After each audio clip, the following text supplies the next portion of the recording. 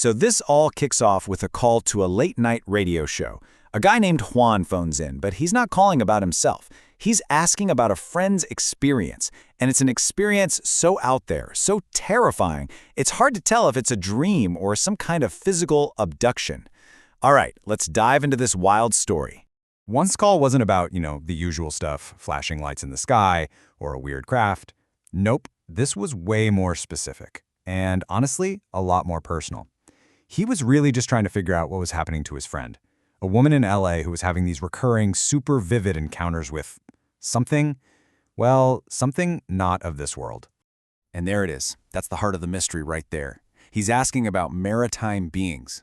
Why? Because his friend is convinced she's being physically taken from her home over and over to this unbelievable world deep beneath the ocean. And what she says she's seen is both incredible and, frankly, pretty unsettling. So you're probably wondering, how does a journey like this even start? Well, according to Juan, it's not some gentle, dreamy transition. For this woman, every single trip starts with pure, absolute terror.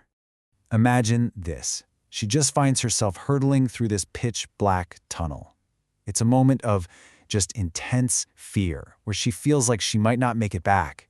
She wants to wake up, to just snap out of it, but she can't. And that terror makes what comes next even more shocking. After all that darkness, all that fear, she emerges into this, an entire city made of crystal, just shining beneath the waves. I mean, can you even picture it? It's a stunning, completely impossible sight. And the details she gives are what make this so mind-bending. The cities aren't just crystal on the outside.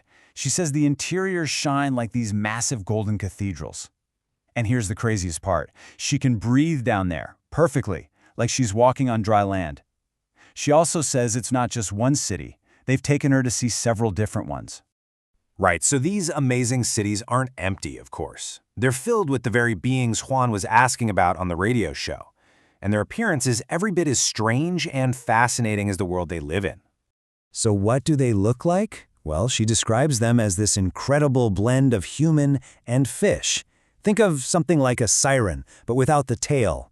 They're apparently tall, with athletic bodies, and she even calls them beautiful people. But their feet are like a fish's, and they have scales on their bodies. Truly a hybrid creature, living in a crystal city at the bottom of the ocean. But here's where the story takes a darker turn. As these visits kept happening, the whole vibe started to change. What began as a bizarre tour of this incredible place started to feel like something much more serious. An offer was put on the table, and it came with a really chilling catch. And this is the part that's really messing with her head. She says the experiences feel completely physical, but they happen like a dream she has no control over. She's aware enough to be thinking, wait, how am I breathing underwater? But she's not powerful enough to stop any of it. It's this blurry line between dream and reality that makes their final offer so unbelievably terrifying. And there it is, the invitation. Her aquatic hosts have told her that the next time they take her, it can be for good. She can stay with them, live in their beautiful crystal city forever. But there's a big condition. So let's be clear, this isn't just a friendly invitation, it's basically an ultimatum. She can have this amazing new existence, but she has to give up everything and everyone she's ever known. To her, it feels less like a choice and more like they're asking if she's ready to die to her old life. And that has left her absolutely terrified. Okay, so this is where her deeply personal, very unique story suddenly connects to a much bigger and honestly just as baffling phenomenon. I mean, an underwater city of crystal is one of a kind, but the core elements of her story, they echo through countless other accounts of otherworldly contact. And this is probably why these stories so often stay secret.